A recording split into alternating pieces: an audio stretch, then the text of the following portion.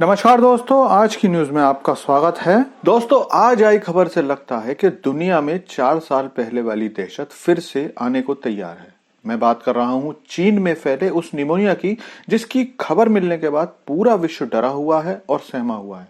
WHO इस नई बीमारी के बारे में सारी जानकारी एकत्र करना चाहता है, लेकिन उसे कहीं से कोई जानकारी नहीं मिल रही है। और आज खबर आई है कि चीन की इस बीमारी के संक्रमित बच्चे यूरोप के बाद अमेरिका में भी मिलना शुरू हो चुके हैं। तो चलिए जानते हैं इस सारी खबर को, जिसके बारे में पता चलते ही चारों ओर खौफ फैल गया है। तो दोस्तों, लगता है कि चीन ने फिर से दुनिया के लिए एक घातक गिफ्ट तैयार कर लिया है। और मैं ऐसा इसलिए कह रहा हूं क्योंकि 4 साल पहले भी दुनिया को कोरोना जैसी महामारी चीन ने ही दी थी।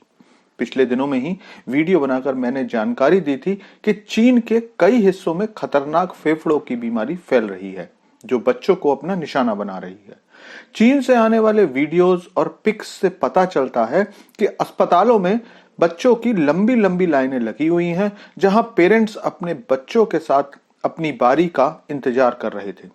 इस तरह की खबरें आने के बाद WHO ने चीन से रिक्वेस्ट की थी कि इस बीमारी की सारी जानकारी और आंकड़े बताए, जिससे कि दूसरे देशों को इसके बारे में बताया जा सके। लेकिन चीन ने इस बारे में कुछ भी किसी को नहीं बताया है। इसके बाद इस बीमारी के मरीज ताइवान और वियतनाम में भी मिले। वियतनाम में तो अस्पतालों में बच्चों की अच्छी खासी संख्या को देखा गया था, लेकिन आज इस बीमारी से संक्रमित मरीज यूरोप के बाद अमेरिका में भी मिले हैं। और डरने वाली बात यह है कि अमेरिका में भी इसके मरीज एक नहीं बल्कि 2 राज्यों में मिले हैं।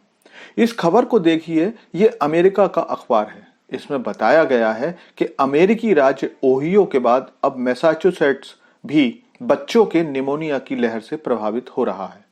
दरअसल अमेरिका राज्य ओहियो ने चीन और यूरोप में मिस्टीरियस निमोनिया फैलने के बाद चेतावनी जारी की थी। चिंता की बात यह है कि अमेरिकी डॉक्टर्स और वैज्ञानिकों का कहना है कि चीन के अंदर बीमारी को देखते हुए वो जिस प्रकोप को सोच रहे थे, असलियत में बीमारी उससे भी ज्यादा खतरनाक साबित हो रही है। लेकिन सबसे ज्यादा चिंता की बात यह है कि चीन अभी भी इस बीमारी और इसके असर की जानकारी दुनिया से छिपा रहा है। कोरोना के समय WHO को जिस तरह से लोगों ने चीन का सहयोगी बताकर आलोचना की थी, उस सबसे बचने के लिए WHO बार बार चीन से रिक्वेस्ट कर रहा है कि चीन इस बीमारी की जो भी और जितनी भी ज्यादा से ज्यादा जानकारी रखता है, उसे WHO के साथ साझा करे, जिससे कि पूरी दुनिया के देशों को इसके बारे में बताया जा सके।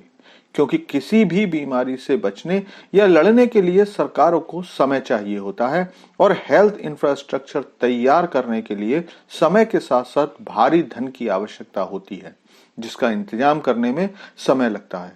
लेकिन चीन अब भी यही कह रहा है कि यह साधारण निमोनिया है, जो इन दिनों में हर साल होता है, जिस पर काबू करने की कोशिश की जा रही है और कुछ समय में ही इस पर काबू कर लिया जाएगा।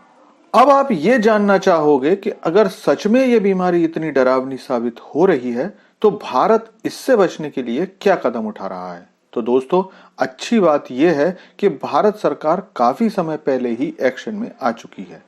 चीन, वियतनाम में बढ़ते मामलों को देखते हुए भारत सरकार ने व्हाइट लंग सिंड्रोम पर अलर्ट जारी कर दिया है। हरियाणा, उत्तर प्रदेश, तमिलनाडु, केरल, उत्तराखंड जैसे राज्यों ने इसके लिए स्वास्थ्य कर्मचारियों को सतर्क रहने के लिए भी कह दिया है। दोस्तों, थैंक्स फॉर वॉचिंग वीडियो। आपसे अनुरोध है कि चैनल को सब्सक्राइब कर लीजिए, क्योंकि यहाँ आपको डिफेंस, फॉरेन पॉलिसी और फाइनेंस से संबंधित वीडियोस रोज मिलते हैं।